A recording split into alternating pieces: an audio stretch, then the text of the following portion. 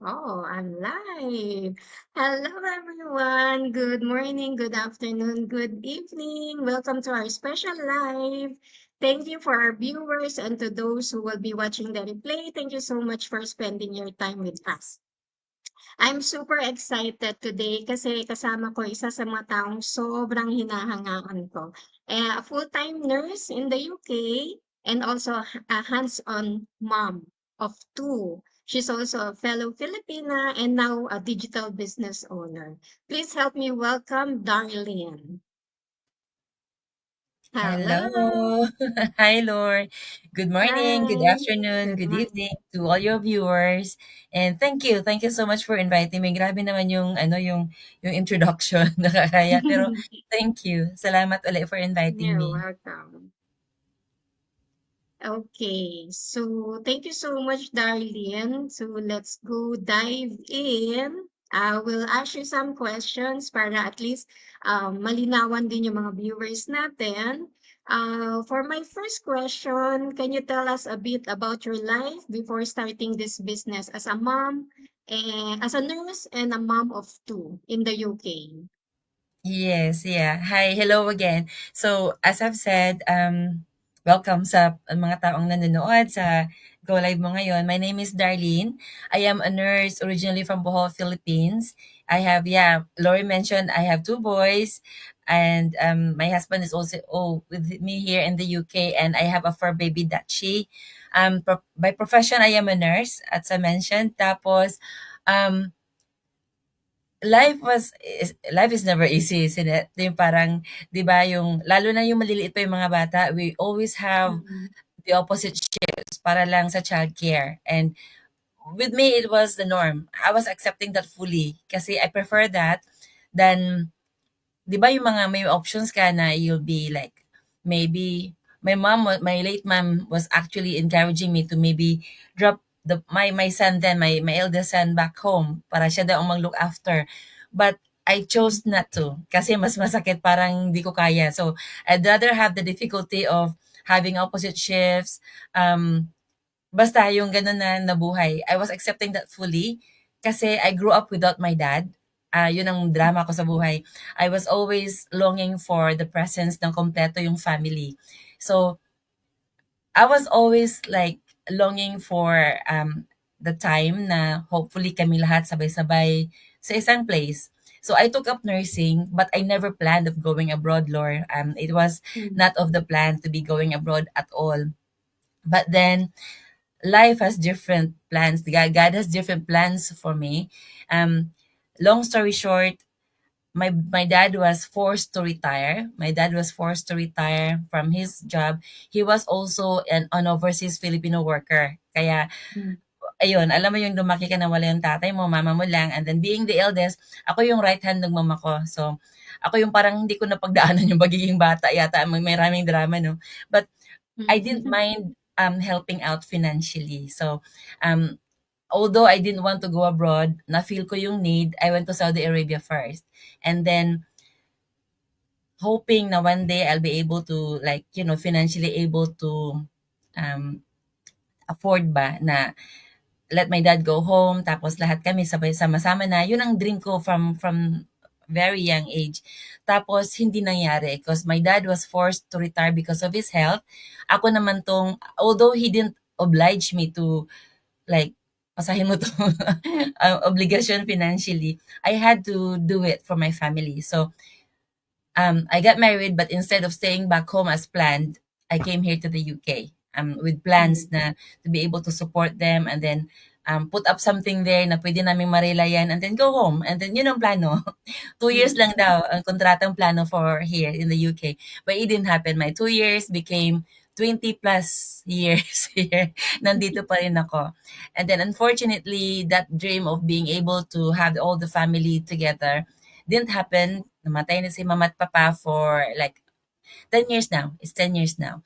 Tapos, um, I thought yung dream ko is dream na lang. And then I encountered this business. Parang nabuhayan ako ng loob. It has given me opportunities. It has opened doors for me. Those dream of being able to like financially afford to get all the family members together, my siblings and their families. Kala ko dream na lang yun, but this business has given me the chance to like light that dream again. No, we're going to Mhm. make that one a reality, not just a dream. So long story short, again, nandito ako. I'm still on going on with the business.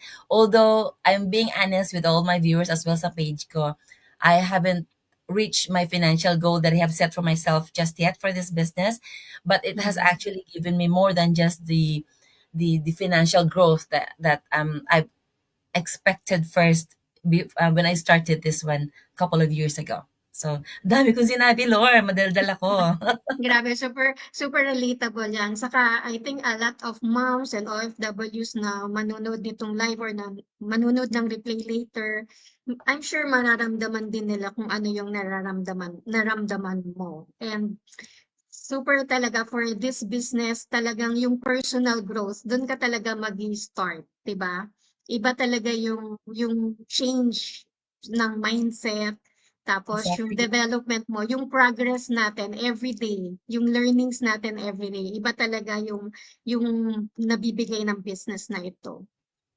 Thank you so much, Darlene, for that answer sa question ko. And I have another question. What Yes. was your biggest why starting this business? And what made you take that leap of faith? Parang almost Na-answer ko na. related na rin, di ba? Sa Yeah. first, or gusto mo pa bang dagdagan? Or, Yeah, or I mean, yun na? you actually was I think I've answered this second sa dami kong sinabi, I think I've answered your second question already. Yun ang pinaka-ano ko, Mm, yun ang pinaka hindi ko alam kung I've actually been told by one of a friend of mine na friend pero siguro iba-iba tayo ng ano ng outlook sa life, 'di ba? Sabi niya sa akin, mm, why are you like, things have I mean, ano na, may nangyari na, just parang move on kung anong meron ngayon. But I don't know, do'n pa rin ang ano ko, do'n pa rin yung may kulang Lore, yung may gusto akong punuan. So, mm, I think that's the big reason why naiiyak 'no, nagdadrama. Yun lang, iba-iba tayo ng gusto. Ano, I didn't know, I mean, I'm not taking what she said negatively. She has her own reasons why. She might be thinking, at this age, you should just be enjoying and not like, longing for something more. But I feel different. I still have that emptiness na gusto kong i-feel. So, gusto ko i-fill up yon, and I think and I'm claiming that this business is the way na magawa ko yun, na hindi ako magwo-worry for finances. Kasi alam mo naman na siguro, if you be planning to have all the family together, it will entail hindi lang money actually, even your time. So, mm. me being an employee, of course, I will be relying on me being approved my annual leave, of course, the financial as well na kailangan mo for all your siblings to be able to, get together. And ako yung may gustong-gusto talaga ng ganito. So I would love to be able to be the one to support everybody financially. So kung darating yung time na yun, I'm claiming it, no? Ina-imagine ko na yung ano, hindi man kami magiging buo sa isang lugar, maybe once a year, 'di ba, sa lang. Pero I'm claiming it. Once a year, Lord, mag-aano kami, nasa vision board na nasa mind pa, hindi na isulat sa vision board. Mhm. We'll be having an Asian cruise, 'di ba, with Wow. all the family. Claim ko lang 'yan. So, it will entail time and money, and this business is going to be helping me to achieve that. So, yun. Yeah. That's so powerful. Pero talagang minsan hindi it's not about money talaga, eh, 'no? It's about time, presence, and Mm. peace of mind talaga na itong business na 'to mabibigay sa atin. And for my third question, thank you for that, Darlene. For my third question, what was your experience like in the beginning? Was it easy and you figure out everything? No, that would be for those who are following my page and for those who know me, and especially my mentor and coach, Nai. She would know. It came to the point, like, I just jumped into the business. I have to be honest, but I had watched, we have free webinar. Then the only available was 90 minutes free webinar. Now we have the 20 minutes Mhm. free webinar. Even though it was 90 minutes lower, because I was that driven, to do something different. Kasi nga sabi Mm. nila, if you don't change anything, then you will still be in the Yeah. same page. Dream mo lang Mm. yun, but you won't be able to achieve that if you won't do something about it. Kaya alam yung drive ko na gusto ko to, kaya lang takot ako. So, I've watched 4 90 minutes free webinar. I watched 4 before I jumped in. And even though I jumped in into the business already, hindi ko pa siya masyadong na-realize na of course it's an online business. So I have to be using different social media platforms of which I am very bad. I'm not into it. I just don't. Mm. Simply I don't know, not my cup of tea. There's nothing wrong with those who are using the social media. And now I was when I realized that, you have to be present in the social media, I always tell this one to my life, and I went to my coach mentor, and I said to her, no, maybe this business isn't for me. Although to be honest with you, as you know, we all provided the training site 24/7. It's all there for you to access it whenever you're available. And if there's still you have questions after like checking the online access to the trainings, you've experienced it. um Co-business owners, financially related or not, they're more than willing to help. So it is me, although I was having difficulty because I'm not a tech savvy. With the social media thing was like a big factor for me to say no to this business. So I went back to my mentor and I said, you know, I'm not like ano ba, nagregret, because para sa akin kasi when I had my products, we have products. When I had my products, it was like a win-win for me. No matter I continue or not, I already have something important that I can be using with me and my family. So parang sabi ko, I don't think this business is for me. You know, when you're in-depthly realizing what you're going to be doing, parang no, hindi sa akin to. And then simply, Nai just told me, Ate, I am gonna be forcing you to like continue if you don't want to, but I'm just going to ask you again, what's made you in the first place ba? Anong pinakarason mo? Bakit ka nag-join in sa akin? Bakit ka, because I don't know her. I'm from her cold market. Nakita ko yung Mm. ads niya. And sabi niya sa akin, why did you in the first place register into my website? Bakit mo ginawa? And all that. Yung And then it just came back, Lord. I just went back to my why. Bakit nga ba? Mm. And then whatever fear I had then from doing all this that I'm doing right now was just being natabunan ng gusto ko. Mas mabigat, mas malaki yung gusto ko kaysa mga fear na fine-face ko.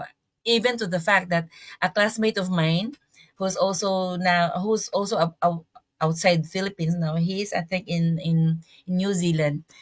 And then for the longest time, they haven't seen me in social media. And then all of a sudden, because of our training, 3 times a day, my face will be there in social media. So he private messaged me asking, no, he was just concerned. I appreciate though his concern.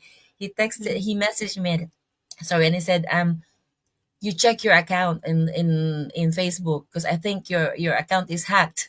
So I said to him, "Thank you, though. Thank you for the concern and asking me to do this and that. But it's actually me because I am doing something." So later on, he understood though, because we have this phase that we have to follow, just posting, just to let people know that I am real, I exist until I introduce my business. And yes, 'di ba? Sabi ko, sabi ko sa'yo, ang dami ko sasabihin eh. Anyway, yeah. Thank you, Same. Lord.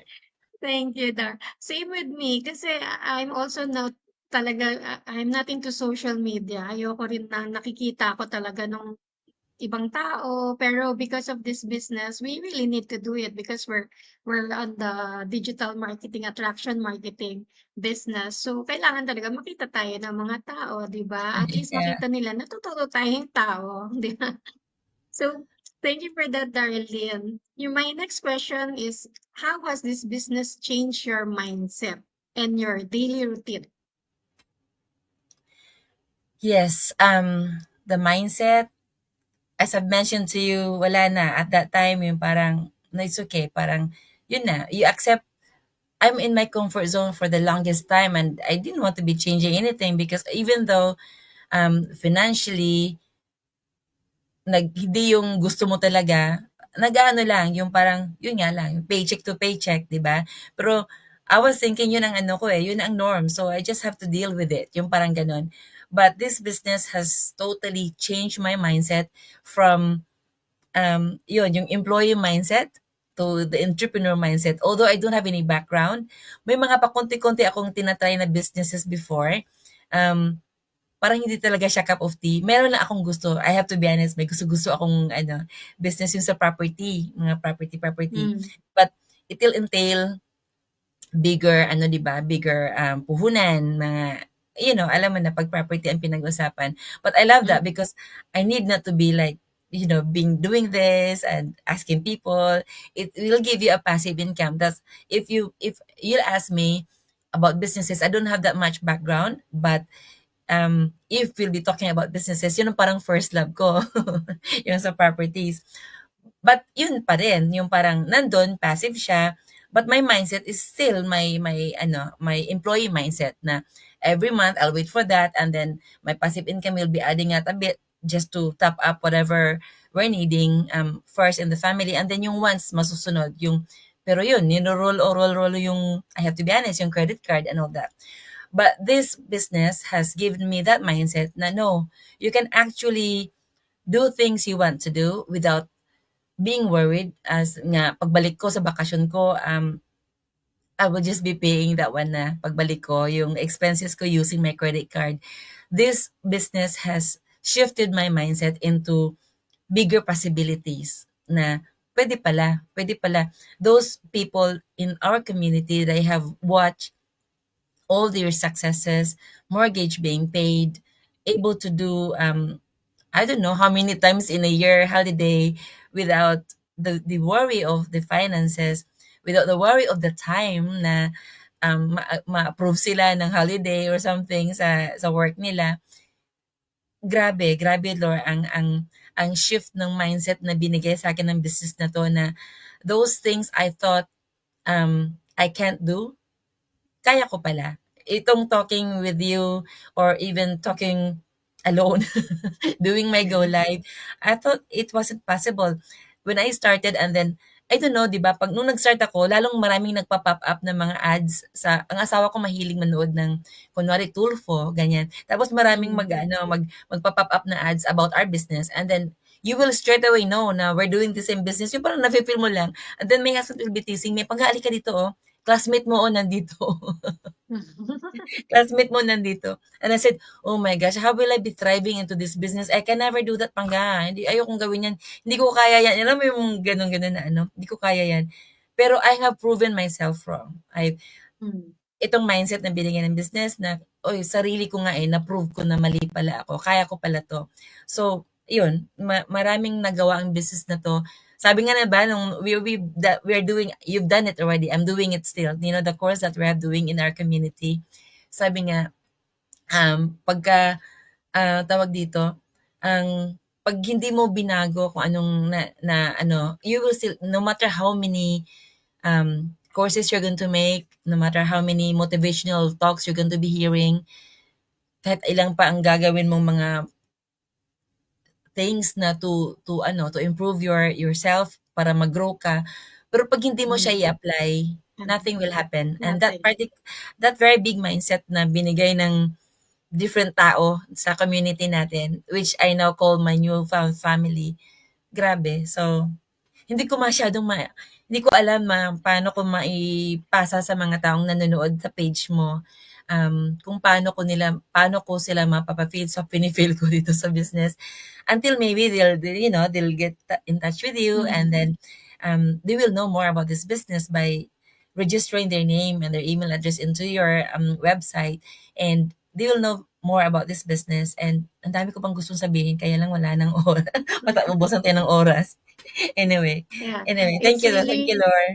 you're welcome. Thank you also, Dor. It's really mindset change. With this business sa akin na on my personal side, talaga yung gratefulness when you wake up. Yun talaga yung nagpa-shift ng mindset ko na when you wake up, you need to be grateful for everything. Kahit nga yung nagising ka, 'di ba? You need to be thankful. Meron kang dalawang kamay, dalawang paa. Alam mo yun, yung mga simple things na hindi natin napapansin, 'di ba? Meron tayong braso, meron tayong mukha, meron tayong ilong, nakakaamoy tayo. So, yung bang mga simple things na we should be grateful for, talagang yung dun talaga na-change yung mindset ko because of this business.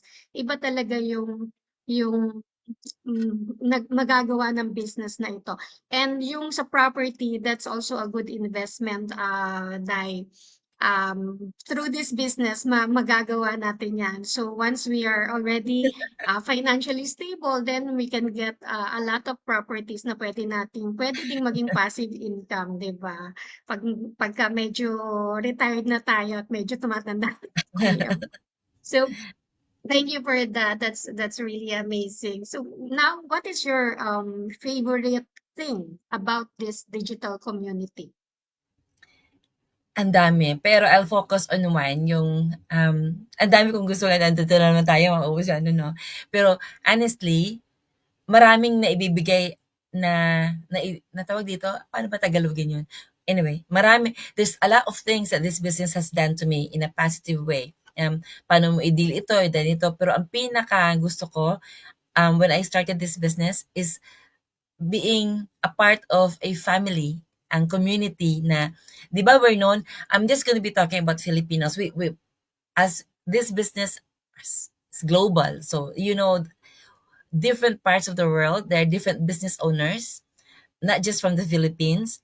But I'll be solely talking about the Filipinos na, di ba we grow up na meron ng sinatawag nila crab mentality na sinasabi. Mm. Um, I just want to say na we're loads of Filipinos here in this business as well that are business owners, financially related or not. Maybe you've experienced it already yourself as well, Laura, and you've felt that the way Yes. I'm feeling it right now. That's why I'm calling this community not just a community; it's a newfound family.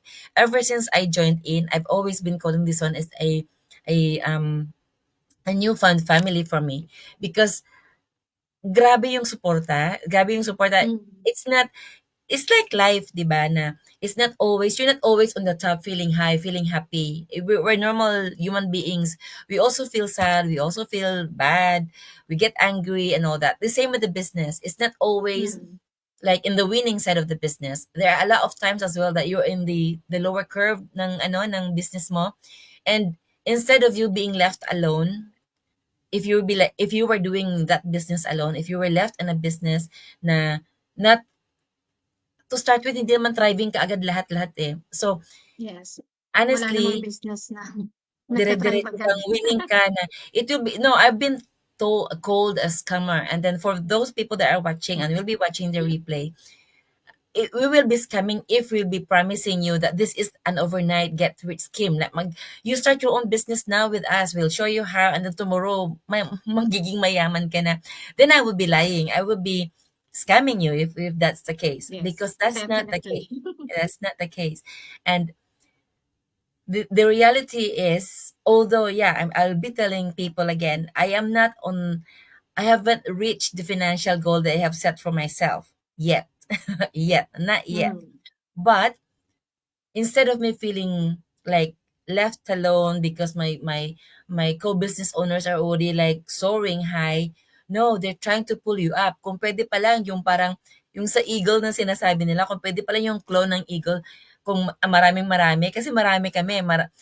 If this business is a scam, hindi dadami ng ganito kung sinasabing naglulukuhan lang tayo. But to be honest with you, kung yung eagle is maraming claws, lahat, kung sino yung nasa taas na, yung nauna, puwedeng kung hakutin niya lahat-lahat. Gano'n ang feeling ko, eh. Hakutin Mm. lahat para tataas lahat, para sabay-sabay lahat. Yes. Walang crab mentality na nangyayari. Instead, pushing yourself up or pulling people up or pushing you up, whatever you call it. Yeah. This is what's happening in the business. So yun ang pinaka-love ko sa lahat ng mga positive things that this business has offered to me. Yun ang pinaka number one at yun talaga ang hindi ko maipagpapalit sa kahit saan na the strangers that have become my friends, initially online, now offline as well. And as what and it's also a big help when they say surround yourself with like-minded people na you cannot force naman talaga. Um you cannot please everybody and we are all different. So we just Mm. have to respect each other's ano siguro mga outlook sa buhay. We can be friends even though iba-iba tayo ng outlook. But it's much better feeling to be surrounded with friends, na newly found friends, na family, na pareho yung goal, pareho yung tinatamasa. Tama ba yung Tagalog ko, Mm. Lord? Ah, Tinatamasa. So, yun talaga ang pinaka number one sa no, I think it's not the correct Tagalog, tinatamasa or the same, parang same yung aspiration, same yung, oo. ah, I don't know, Hindi ano ko ba alam. Tagalog dun? Yung siguro yung pare-pareho yung going to different goals, pero parehong may goal sa life na Mm. may gustong abutin and we Mm. have this common, itong business, itong the online business that we own, this is the common vehicle I think na we're using to be able to reach each of our different goals in life. Yun lang. Yeah, thank you so much, Darlene. Ako rin, I've been through a lot. Ang dami kong side hustles na na-experience and ang dami talagang yung parang yung hindi ka makapag-grow kasi parang pina-prevent ka nilang mag-grow, parang gano'n ba na dapat sila lang yung magaling, sila lang yung angat. So, with this community talaga, talagang iba yung community natin kasi we're nothing to go but to go up. So, lahat tayo talaga pinu-push na maging successful. Yeah, Napaka super super talagang ganda ng community natin. We don't have much time na so isa na lang, last it's advice, okay. It's okay. one last, any advice to our audience watching now who might be scared to start or still doubting themselves?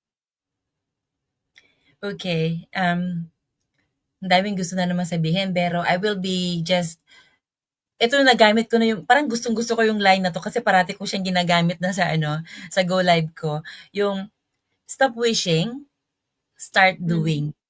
Yung alam ko marami hindi naman siguro ano 'no, na lahat hindi naman bad na for us to be dreaming about something. But what's bad is not putting action to what you're dreaming of. Because kung hindi mo gagawan ng paraan, whatever you're aspiring to have or mangyari not just sa'yo, I mean, very common sa atin, especially sa Filipinos, we're not just doing things for ourselves. Mostly na magiging decision natin is for the family. Parang yun ang common ground mm, yata natin na is for the family. So, big naman talagang rason to be able to do something for the family.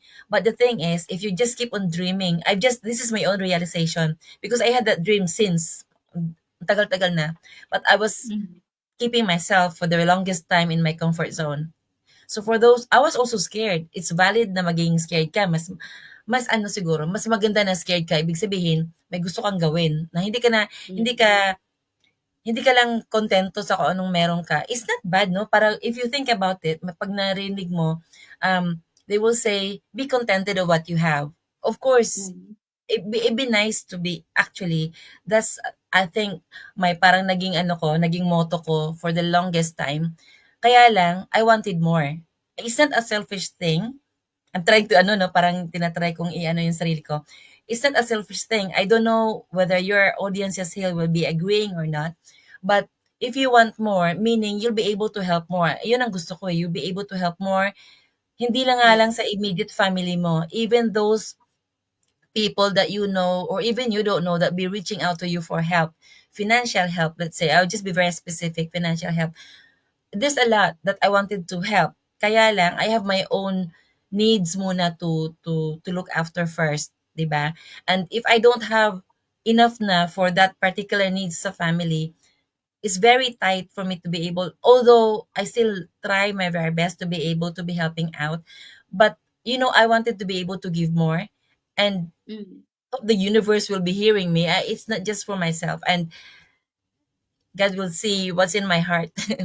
Na for those of you who are wanting to have that change in your life and your family's lives, and you have seen this business a lot of times, or even not a particular online business, if you wanting to be starting something for you to be able to achieve a bigger goal, then go for it. Don't be scared. Kasi pagka tinabunan mo lahat yung gusto mo, yung ambition mo sa takot, walang mangyayari. So, jump in, parang ako, no? Jump in and then see for yourself muna. Parang wala kang at what if? What if ganito? What Mm. if ganyan? I am reading a book. I know for sure you mentioned about being thankful, the gratitude and all that, Laura, earlier Yes. on. I'm reading this book, Magic. I don't know. Still very hyper. I'm on the second bit of reading it now and doing the activity at the same time.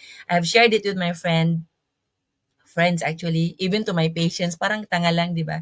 But even with my patients. And the thing is, sabi nga, like attracts like. So, if you be filling up yourselves, your mind with negative thoughts, Mm. then parang hindi na makakapasok yung positive vibes sa loob mo. So, try your very best. It's easier said than done.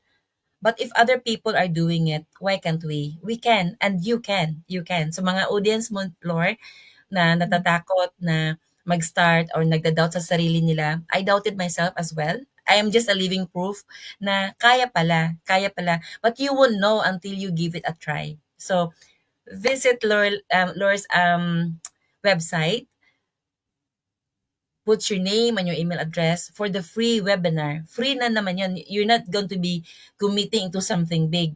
You're just committing something to start with sa sarili mo. Not even, yeah, I'm going to be honest. We all started this business hoping to have extra income for ourselves.